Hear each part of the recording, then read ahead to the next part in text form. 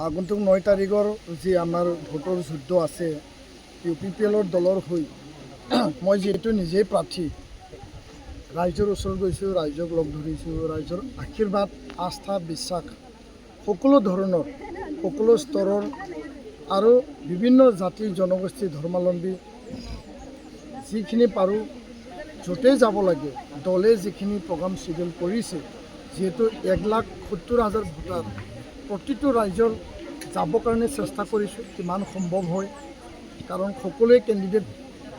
চাব বিচাৰে পাব বিচাৰে কথা পাতিব বিচাৰে তো ইয়াৰ প্ৰতি নজৰ ৰাখি গাঁৱে ভূঞে আমি সোমাইছোঁ ৰাইজৰ সঁহাৰি যথেষ্ট উৎসাহজনক আৰু সকলোৱে কৈছে যে আপুনি বিপুল ভোটত জয়ী হ'ব এই বিশ্বাস এই আস্থাটো মনত ৰাখি ঈশ্বৰৰ ওচৰত প্ৰাৰ্থনা জনাই ভোটৰ এই যাত্ৰা আৰু যুদ্ধত আগবাঢ়িছোঁ নিশ্চিতভাৱে আমি জিকিম ৰাইজে যিহেতু সকলোৱে মতামত দিছে আৰু আমি জিকাটো 100% নিশ্চিত এইটোৱে মই ক'ব বিচাৰোঁ প্ৰতিপক্ষক কেনে হিচাপে গ্ৰহণ কৰিছে আপুনি প্ৰতিপক্ষই নিজৰ কাম কৰি আছে দলীয় কামেই হওক যিয়েই হওক আমাৰ ফালৰ পৰা জিকিবৰ কাৰণে যিখিনি ৰণনীতি আমি তৈয়াৰ কৰিব লাগে আৰু ৰাইজক নতুন এটা চিন্তা নতুন এটা যিখিনি আমাৰ এজেণ্ডা পৰিকল্পনা এইবিলাক কৈছোঁ যে অৰুণোদয়ৰ কথা সকলোৱে কৈছে যে আমাৰ অৰুণোদয় কাটি দিছে আমি অৰুণোদয় পোৱা নাই আন স্কিম আঁচনি হিতাধিকাৰী আঁচনি আমি ঘূৰাই দিম তেওঁলোকক আমি অধিকাৰ দিম মহিলাসকলক আত্মসহায়ক গোটক এইটো আমি কৈছোঁ সমান্তৰালভাৱে নৱপ্ৰজন্মৰ এজন প্ৰতিনিধি বা যুৱক হিচাপে মোৰ এটা লক্ষ্য আছে যে কোকৰাঝাৰৰ পিছত ওদালগুৰিখন এটা শিক্ষাৰ নগৰী শিক্ষাৰ এটা প্ৰাণবিন্দু হিচাপে গঢ় দিয়া আৰু এই ক্ষেত্ৰত 2027ত ওদালগুৰিত মেডিকেল কলেজ হস্পিটেল বনোৱা আমাৰ সংকল্প আমাৰ সিদ্ধান্ত আছে যিকোনো বিনিময়ত আমি বনাম আনিম ওদালগুৰি কলেজখন বিশ্ববিদ্যালয় আপগ্ৰেডেশ্যন কৰিব লাগে নলখাম্বাত ইঞ্জিনিয়াৰিং কলেজ আম্বাগাঁৱত নাৰ্ছিং কলেজ পলিটেকনিক হৰিচিংগা আন যিবিলাক আন্তঃগাঁথনি শিক্ষাৰ লগত জড়িত চাকৰি বাকৰি কৰিবলৈ যিখিনি ব্যৱস্থা লাগে সেইখিনি আমি আগবাঢ়িম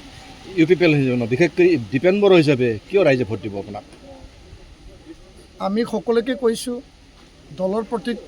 চিন হৈছে ট্ৰেক্টৰ দল হৈছে UPPL কিন্তু সকলো দলকে কৈছোঁ যে BPF দলেই হওক BJPয়ে হওক UPPLটো দিবই কংগ্ৰেছেই হওক যে দীপেন বড়ো হিচাপে আপোনালোকে মোক চাই পেলাই ব্যক্তিক চাই পেলাই ব্যক্তিত্বক চাই পেলাই ভোটদান কৰিব 25 বছৰ জাতি জনগোষ্ঠী অঞ্চলৰ কাৰণে সংগ্ৰাম কৰিলোঁ এটা চাকৰি কৰিছিল ছাত্ৰ ছাত্ৰীক পঢ়াইছিল ভাল ৰিজাল্ট কঢ়িয়াই আনিছিলোঁ এই চাকৰি বাদ দিলোঁ এতিয়া সমস্ত মই দায়িত্ব এৰি সমাজ সেৱা অঞ্চলৰ সেৱা অঞ্চলৰ পৰিৱৰ্তনৰ কাৰণে মই নামি পৰিছোঁ আৰু সকলোৱে কৈছে যে ৰিহন দৈমাৰী ডাঙৰীয়া ডেপুটি চিফ হৈ আছে 20টা বছৰ সি MLA আছিল 2টা কাৰ্যকালী সি মন্ত্ৰী আছিল এটা মানুহ কিয় দুটা লাগে তো কৈছে যে তেওঁ ডেপুটি চিফ হৈ থাকক কিন্তু দীপেন বড়োক আমি MLA বনাম তেওঁ MLA হৈ আহক তেতিয়াহ'লে দিছপুৰৰ পৰাও অধিকাৰ পাব কোকৰাঝাৰৰ পৰাও অধিকাৰ পাব ওদালগুৰিৰ দুইটা গতিত এটা যুদ্ধংদেহী উন্নয়ন আৰু ৰাইজৰ ভাল কাম হ'ব তো ইয়াৰ কাৰণে মই বিবেচনা কৰিছোঁ যে ৰাইজে ৰিহন দৈমাৰীক MLA হিচাপে বিচৰা নাই ৰাইজে দীপেন বড়োক MLA হিচাপে বিচাৰিছে আৰু মোৰ সংকল্প মোৰ চিন্তা ৰাইজৰ চিন্তা আৰু ৰাইজৰ স্বাৰ্থত যি কৰিব লাগে সেইটো আগবাঢ়ি যাম নতুন মানুহ মই না মিছা কথা ক'ব জানো মই না ঠগাব জানো না ৰাইজক মিছা কথা কৈ পেলাই মই কিবা কৰিব জানো সঁচা কথা সঠিক সততা নিষ্ঠাৰে কাম কৰি যাম সেই সংকল্প লৈ পেলাই আগবাঢ়িছোঁ ৰাইজ মোৰ ওপৰত বিশ্বাস ৰাখক আপোনালোকৰ আশীৰ্বাদ মোৰ ওপৰত ৰাখক আৰু আগৰ যাত্ৰাটো আপোনালোকে যাতে মোক জয়ী কৰে তাকে মই কামনা কৰিছোঁ